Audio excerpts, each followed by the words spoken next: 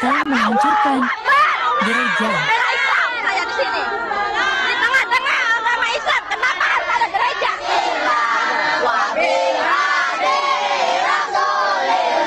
Mudah-mudahan ini semua akan dicatat oleh Allah Subhanahu wa Ta'ala. Mari kita lanjutkan salawat kita sampai akhirnya bangunan ini dieksekusi oleh pemerintah. Mari kita lanjutkan salawat kita, Bu.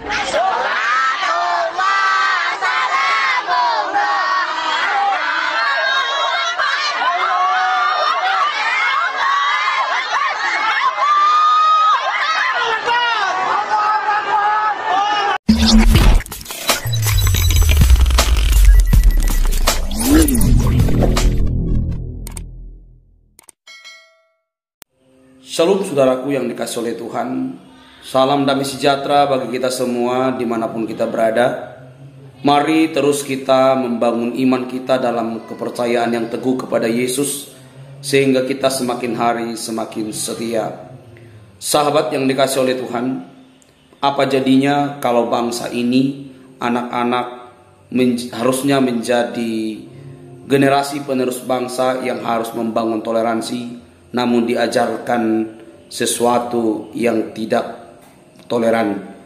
Mari kita lihat video berikut, dan nanti di video yang lain saya akan menunjukkan kepada teman-teman bagaimana gereja dibongkar dengan pakai ekskavator dengan meneriakkan Allahu Akbar.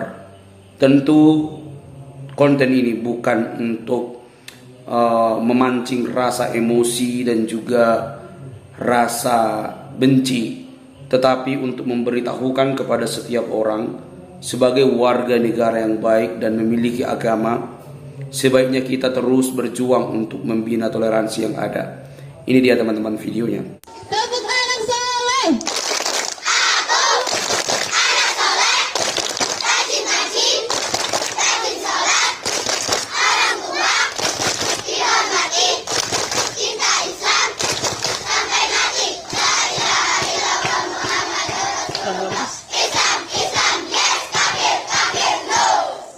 Terima kasih ya.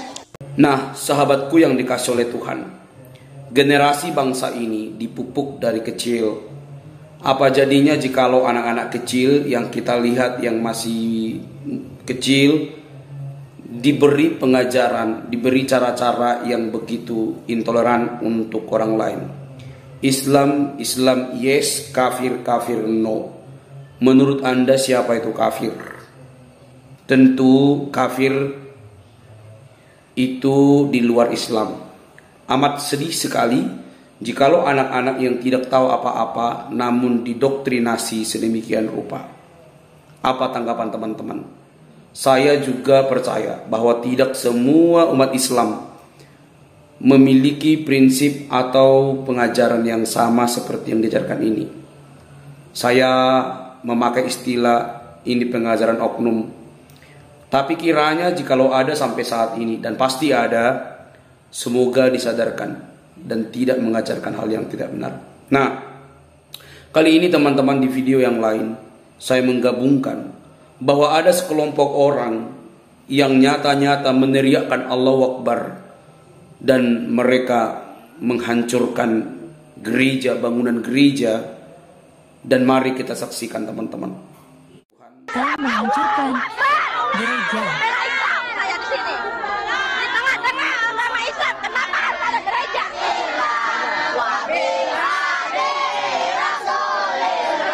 Mudah-mudahan ini semua akan dicatat oleh Allah Subhanahu wa Ta'ala.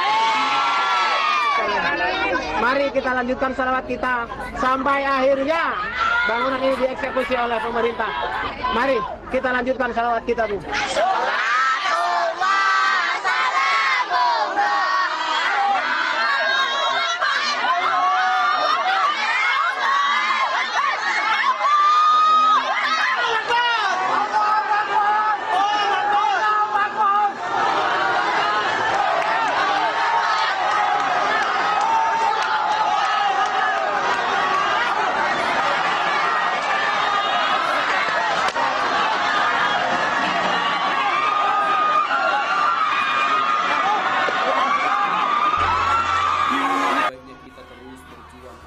Dengan meneriakkan nama sesembahannya, mereka menyakiti hati umat Kristen dan menghancurkan gereja. Sebegitu bencinya dengan gedung gereja. Padahal umat Kristen kalau beribadah tidak membuat keonaran atau suara yang bising sehingga masyarakat di sekitarnya terganggu. Tapi tidak mengapa, karena ini memang sudah dinubuatkan oleh Tuhan Yesus Kristus bahwa kita akan dibenci bahkan dianiaya oleh karena mengikut Tuhan Yesus Kristus. Oleh karena itu kepada saudara-saudaraku Kristen, tabahkanlah hatimu, kuatkanlah hatimu. Berdoalah bagi mereka, sebab di balik semua ini ada rencana Tuhan yang indah buat kita. Dan Tuhan juga mengajarkan agar kita membawa damai, sebab kita adalah anak-anak Allah. Matius 5 ayat 9, berbahagialah orang yang membawa damai, karena mereka akan disebut anak-anak Allah. Saudara-saudaraku, hapuslah air matamu. Lihatlah Tuhan Yesus, ingatlah ajarannya dan janjinya di Matius 5 ayat 10 sampai 12. Berbahagialah orang yang dianiaya oleh sebab kebenaran, karena merekalah yang empunya kerajaan surga. Berbahagialah kamu jika karena aku kamu dicela dan dianiaya dan kepadamu difitnahkan segala yang jahat. Bersukacitalah dan bergembiralah, karena upahmu besar di sorga. Di balik duka cita ini, kita percaya bahwa Tuhan Yesus tetap menyertai kita dan upah kita besar di sorga ketika kita dianiaya oleh karena Kristus.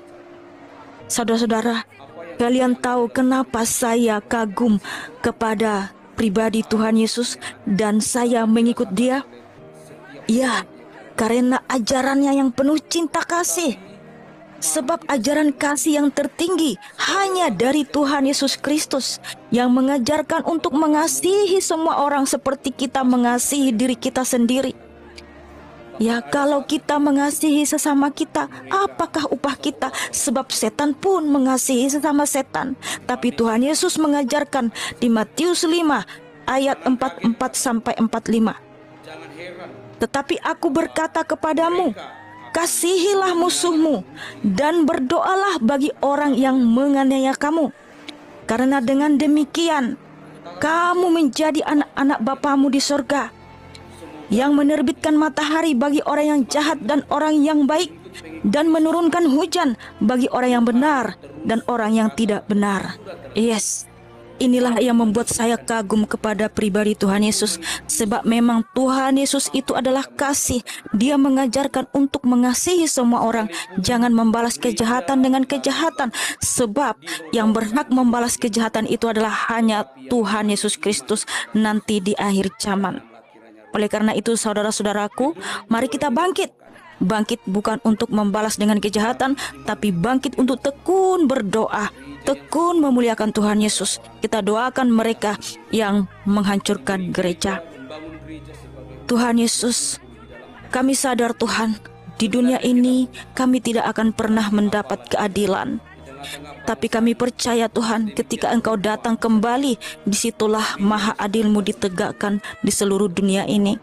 Dan kami juga berdoa Tuhan, bagi orang-orang yang membenci kami atau merubuhkan gereja Tuhan, kami mohon, ampuni mereka ya Tuhan Yesus. Ampuni mereka Tuhan, sebab mereka tidak tahu apa yang mereka perbuat. Terima kasih Tuhan Yesus. Haleluya. Amin.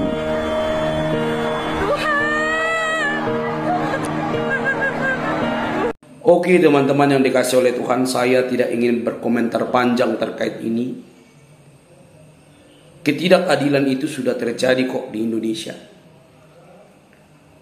Di Cilegon yang baru-baru ini pun terjadi. Apa yang ditayangkan dalam video tersebut merupakan kesedihan yang harusnya dapat dirasakan oleh setiap orang yang ada di bangsa ini. Tetapi mari kita saling menghibur. Sebagai orang Kristen, Alkitab sudah berkata bahwa kamu mengikut Yesus pasti ada yang namanya pengucilan. Bahkan ada saatnya kamu akan dibunuh. Mereka seolah-olah berbuat bakti kepada Allah. Yohanes 16 ayat 1-3. Jangan kaget, kata Tuhan. Jangan heran bahwa mereka akan menganiaya, mengucilkan kamu karena kamu mengikut Tuhan. Sedih memang, tetapi itulah fakta yang terjadi. Semoga ke depan ini semakin lebih baik. Pengikut-pengikut Yesus semakin teguh. Tuhan terus berkata dan sudah tertulis, mari meneguhkan iman kita. Teguh mengikut Yesus sampai kita mendapatkan mahkota kemuliaan. Sekalipun gereja dilarang dibangun, dirobohkan sedemikian rupa, tetapi yang namanya iman kepada Yesus janganlah kiranya runtuh. Gedung boleh dirobohkan, tetapi iman kita biarlah semakin kokoh. Gereja yang sesungguhnya adalah orangnya, kita sendiri. Kita diberi gereja, membangun gereja sebagai wujud untuk berkumpul di dalam dan bersekutu. Sebenarnya kita punya hak, tetapi apalah daya, di tengah-tengah bangsa ini sedemikian rupa sadisnya, maka gereja yang sudah dibangun pun diruntuhkan. Dan seperti video barusan itu, saudaraku, dua video ini menggambarkan dan mengingatkan kita. Dan disclaimer saya, ini bukan bermaksud untuk memancing kebencian, tetapi untuk mengingatkan orang Kristen, dimanapun kamu berada, teguhkan hatimu, kuat mengikut Tuhan. Apapun yang kamu alami, kuatlah setia kepada Tuhan. Tetapi bagi teman-teman umat muslim, saya secara universal berkata, karena saya tahu ada banyak umat muslim yang begitu baik, tetapi ada juga tanda kutip. Kalau ada teman-teman melihat yang seperti ini, mari sepenanggungan. Kita berbeda agama, berbeda keyakinan, kita berbeda dalam hal berdoa dan segala macam, tetapi kita satu sebagai saudara setanah air. Salam waras, salam damai. Semoga Tuhan Yesus memberkati kita. Bye-bye.